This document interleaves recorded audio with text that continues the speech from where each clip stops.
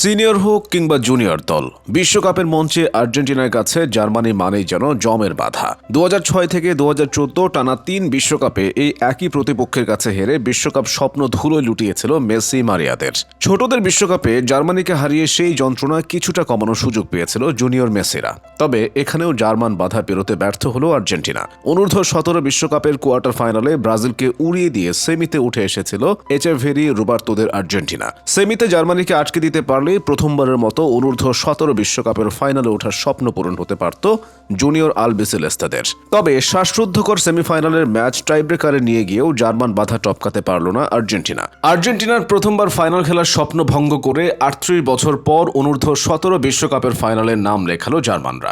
জাভার সুরাকার্তা স্টেডিয়ামে high voltage সেমিফাইনালের দুর্দান্ত এক ম্যাচ উপহার দিয়েছে জার্মানি এবং আর্জেন্টিনা। ম্যাচের শুরু থেকে জার্মানির রক্ষণ দুর্গে একের পর এক আক্রমণ শানাতে থাকে আর্জেন্টিনা। তবে বেশ কয়েকবার সুযোগ তৈরি করেও বল জালে জড়াতে ব্যর্থ হয় জুনিয়র আলবিসেলেস্তারা। উল্টো ম্যাচের 9 মিনিটে দারুণ এক শটে আর্জেন্টিনার জাল খুঁজে নেন বরুসিয়া ডর্টমুন্ডের উইঙ্গার প্যারিস ব্রুনার। গোল হজমের পর কিছুটা চাপে পড়ে যায় আর্জেন্টিনা। তবে কিছুটা সময় নিয়ে আবারও জার্মানদের চেপে ধরে তারা। প্রথমার্ধেই হজম করা এক গোল শোধ দিয়ে এগিয়েও যায় আর্জেন্টাইন যুবারা। ম্যাচের 36তম মিনিটে গরিসোতোর ক্রস থেকে গোল করে দলকে সমতায় ফেরান অগাস্তিন ফ্যাবিয়ান রুবার্তো। এরপর প্রথমার্ধের যোগ করার সময়ে আরও এক গোল করে বিরতির আগেই দলকে লিড এনে দেন এই আর্জেন্টাইন নাম্বার 9।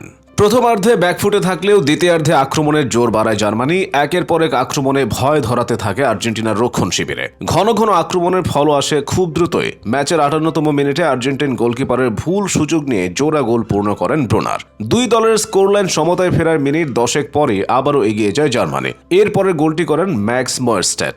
দুর্দান্ত এক হেরে বল জালে জড়ান এই জার্মান স্ট্রাইকার। এরপর দুই দলই সমানে আক্রমণ চালিয়ে গেলেও নির্ধারিত সময় পর্যন্ত ম্যাচের স্কোরলাইন অপরিবর্তিত থাকে।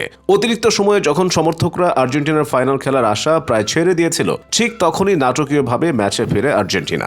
রেফারির শেষ বাঁশি বাজানোর ঠিক কয়েক সেকেন্ড আগে দুর্দান্ত এক গোল করে আকাশী নীলদের ফাইনালের স্বপ্ন জাগিয়ে তোলেন আর্জেন্টাইন ওয়ান্ডার কিড রুবের্তোর হ্যাট্রিকে ম্যাচ শেষ হওয়ার আগ মুহূর্তে আবারও সমতায় ফেরে সেমিফাইনালের স্কোর লাইন। এর পরপরই গোলকিপার পরিবর্তন করে আর্জেন্টিনা।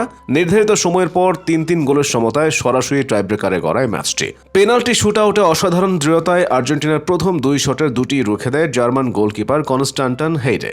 বিপরীতে তৃতীয় চেষ্টায় জার্মানির একটি শট আটকে দিলেও তাতে শেষ রক্ষা হয়নি আর্জেন্টিনার। নিজেদের পঞ্চম শটে লক্ষ্য ভেদ করে 4-2 ব্যবধানে টাইব্রেকারে জিতে ফাইনাল নিশ্চিত করে নেয় জার্মান বাহিনী। এই হারে ষষ্ঠবারের মতো অনূর্ধ্ব 17 বিশ্বকাপের সেমিফাইনাল থেকে বিদায় নিল আর্জেন্টিনা। ফাইনালে পৌঁছাতে না পারলেও এখনই বিদায় নিচ্ছে না আর্জেন্টিনা। 1 ডিসেম্বর বিশ্বকাপের তৃতীয় স্থান নির্ধারণী ম্যাচের দ্বিতীয় সেমিফাইনালের পরাজিত দল মালির মুখোমুখি হবে জুনিয়র আর্জেন্টিনা।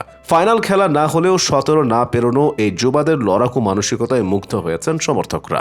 মেসি মারিয়া পরবর্তী যুগে এচেভেরি রুবার্তোরা আর্জেন্টিনার ভবিষ্যৎ ফুটবলের রত্ন হয়ে উঠবেন, এমনটাই প্রত্যাশা করছেন আর্জেন্টিনার ভক্ত সমর্থকরা।